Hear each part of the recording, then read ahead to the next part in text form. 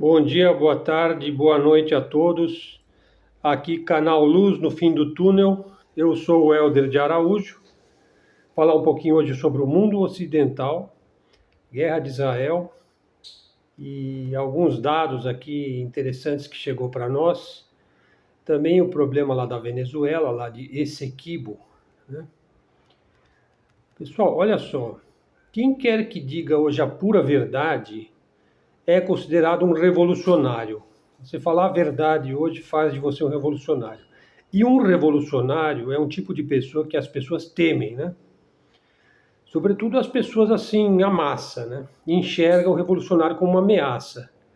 É por isso que os norte-americanos perseguiram e anularam Julius Assange, que tinha o famoso site Wikileaks e que revelou documentos e fatos secretos que não podiam ser divulgados da elite, principalmente da elite norte-americana. E também o Edward Snowden, né, que acabou se asilando na Rússia. Quer dizer, ele foi protegido lá pelo Vladimir Putin na Rússia. E também norte-americano, né? Por quê? Porque a sociedade americana agora ela é medíocre e mentalmente paranoica. Então ela persegue os seus melhores jornalistas. Será que o Ocidente tem salvação? Se ele persegue as pessoas que estão predispostas a dizer a verdade, isso é um problema, né? Aliás, por falar em norte-americano e Estados Unidos, ninguém está tocando nesse assunto, então é importante dizer sobre a atual geração norte-americana. Veja, a atual geração norte-americana, 75% dela é obesa, inclusive sofre de obesidade mórbida. Olha, uma coisa incrível, né? Quase 80% da população jovem, a atual geração, que vai de 0 a 20 até mais ou menos 40 anos, né? Duas gerações, né? Que vem decaindo do ponto de vista da saúde. 60% da atual geração sofre de doenças crônicas. Olha só, ninguém mais quer se alistar nos Estados Unidos. Tanto é que você tem uma crise tremenda lá nas Forças Armadas. Então eles deixaram bastante mais fácil você se alistar, né? Por exemplo, você pode ter 40 anos de idade, você pode ser obeso, né? Se você, enfim, o rigor, né, para você se alistar hoje não existe mais nos Estados Unidos. E é uma coisa incrível, assim, que 150 mil recrutas e militares, inclusive, que estão prestando serviço militar nos Estados Unidos, se consideram transexuais. Pessoal, são 150 mil americanos que se consideram transexuais e pretendem trocar de sexo, né, no hospital. Então eu não sei para onde vai um país que adota esse tipo de cultura, né, se é que isso se pode chamar de cultura. Olha, com relação aos esportes, por exemplo, a gente estava acostumado, a gente cresceu num ambiente onde se batia recordes continuamente. Hoje em dia não se bate mais recordes esportivos, principalmente nos Estados Unidos. O único recorde que se bate lá é na questão do uso de suplementos e esteroides, e todo o esporte se tornou tóxico, né? Quer dizer, é uma questão de drogas que é cada vez mais letal. Para onde vai os Estados Unidos e para onde vai o mundo ocidental? E assim, para voltar ao assunto do Covid, que é um assunto que nunca sai assim de cena, né? Olha só, os Estados Unidos possuem 4% da população do mundo. No entanto, 16% das mortes por Covid foram de norte-americanos. Olha, pessoal, quase 20% das mortes de Covid no mundo foram de norte-americanos. Eu já falei sobre isso aí num vídeo anterior, né, que não se morreu de Covid, na verdade. 1% das mortes por Covid foram efetivamente de Covid. Porque o Covid é uma gripe forte e que ele se somatiza a uma doença que a pessoa já tem. E a pessoa acaba morrendo de tuberculose, de pneumonia, de doenças cardíacas, pulmonares e tal, mas aí no atestado de óbito vem Covid. Né? E não é bem assim. Quem é que tem esse poder de determinar o que vai escrito no atestado de óbito? Olha, é alguma coisa profundamente entranhada na cultura americana e que nos afeta a todos e se chama Big Pharma. Ela manda nos hospitais, ela manda nos médicos, ela manda na medicina, enfim, ela manda em tudo, né? Então, assim, é bem complicado esse mundo pós-Covid, né? A impressão que se tem é que o mundo ocidental está virando uma anarquia, né? Agora, o que é anarquia? Vamos analisar um pouco essa questão da anarquia. O que é anarquia, pessoal? A anarquia é um mundo onde não existe mais a hierarquia. Olha, vocês entenderam? A anarquia é um mundo onde se questiona a própria hierarquia. Hierarquia é um sistema de valores, né? Por exemplo, uma família tem o pai, tem a mãe, tem os filhos, né? Existe uma hierarquia, né? Numa família tradicional, convencional, né, como tinha antigamente, famílias grandes, né, o pai trabalhava, fornecia o sustento, alimentava a família, a mãe cuidava dos filhinhos, né, que precisam de mamar, precisa de trocar a fraldinha, estão sempre chorando e tal. Então existia uma hierarquia. Se você quebrar essa hierarquia de valores, porque a sociedade ela é uma extensão da família, ela deve funcionar como uma família, né? Ela precisa ter um líder, ela precisa ter um governante sólido, né? Se você quebrar essa estrutura familiar, você não tem mais a mesma estrutura na sociedade. A sociedade se torna anárquica, porque ela perde essa hierarquia.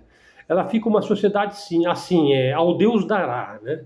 É cada um por si e Deus contra todo mundo, né? Que é mais ou menos o que a gente está assim, sendo um pouco drástico, mas é para onde está indo a democracia ocidental. Nessa democracia ocidental, por que ela é vendida assim como se fosse a sétima maravilha do universo? A democracia não é o melhor regime político que existe. Ela é vendida assim, que ela é muito salutar, ela é muito benéfica, porque existe uma alternância do poder, né? Não existe assim, o homem é o lobo do homem. Não, agora você tem um lobo, depois você tem outro lobo, depois você tem outro lobo. Você tem o sistema de eleição, você tem uma alternância de poder.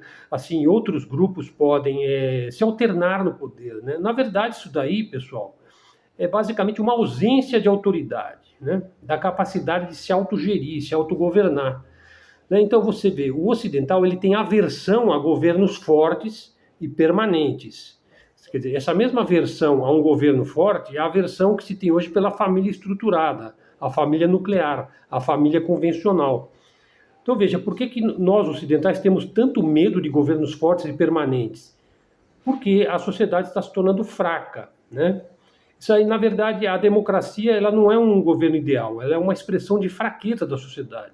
Então você vê por que hoje o mundo aí multipolar que está surgindo é liderado por países que têm governos fortes. China, né? Rússia, Irã, quer dizer, países que estão crescendo cada vez mais e que estão sendo atacados por esse ocidente democrático, ultraliberal, né? E que quer estender essa democracia de uma forma tal que não se sustenta mais, porque ele vai bater de frente com este mundo dos BRICS, né? Esse mundo aí da Rota da Seda, esse mundo do Sul global, né? E o Brasil fica meio que num limbo, né? Porque o Brasil ele é submisso à cultura americana, né? E no próximo vídeo eu quero falar também um pouquinho a questão da defesa no Brasil, né? Bom, falar um pouquinho agora sobre a questão lá de Israel. Está vendo aí a troca de reféns, né? Uma coisa que chamou muito a atenção, né, é que os israelenses, né, eles têm muitas crianças, mulheres e palestinos que estão presos, né, nas prisões israelenses. Então você vê aí a diferença que existe entre a prisão praticada pelos sionistas e a prisão que foi praticada pelo grupo terrorista do Hamas e tal, que é o vilão da história, né? O Hamas é o vilão da história. Mas olha só que coisa interessante. Quem que é maltratado nas prisões? O palestino na prisão israelense ou o refém israelense na prisão do Hamas? Por incrível que pareça, quem é maltratado é o palestino na prisão israelense.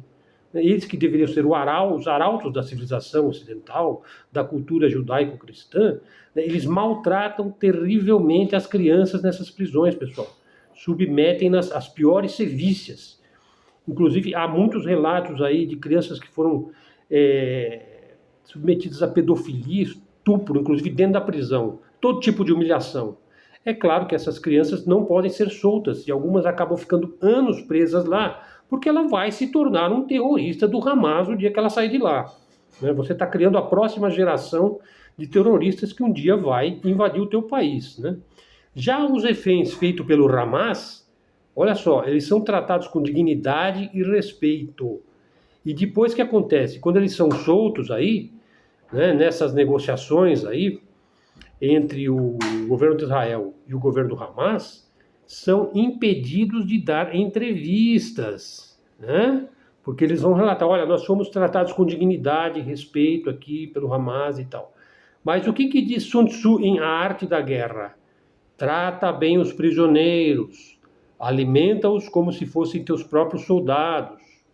Na medida do possível, faz com que eles se sintam melhor sob a tua égide do que em seu próprio campo ou mesmo em sua própria pátria. Trata bem os seus prisioneiros. Ele não vai esquecer da maneira como você o tratou. Sun Tzu em A Arte da Guerra. Sun Tzu. Não esquece esse nome. Bom, e a Venezuela, pessoal? Olha, é de se prever aí que a Rússia, a China e o Irã virão para a América Latina em socorro à Venezuela. A coisa pode vir aqui para o nosso lado, hein? A Venezuela vai usar sua carta na manga, que é Essequibo, né, para atrair os jogadores fortes para a região. A Venezuela, pessoal, ela está preocupada, com razão, com os Estados Unidos. O Brasil deveria se preocupar também, né? Detalhe, olha aí, ó, os drones iranianos hoje são os melhores do mundo, né? Nada impede que a Venezuela aí possa receber um apoio em termos de drone, em termos de mísseis de cruzeiro, em termos de equipamento de rastreamento de sinais, né? Porque a Venezuela ela tem um exército forte, só que a Venezuela não representa nenhum perigo para o Brasil, né? E ao contrário do Brasil, a Venezuela não é uma boneca inflada dos Yankees, né? Quer dizer, o Brasil precisa abrir o olho, pessoal. Precisa saber da onde vem o perigo. Ok? Muito bem, pessoal. Esse foi meu vídeo de hoje. Foi apenas um breve comentário. Se você gostou do canal e do conteúdo que a gente veicula aqui, dá um like, faz um comentário, traga alguém para ser seguidor do canal. Ok, pessoal? É isso daí. Então, até a próxima e fiquem com Deus.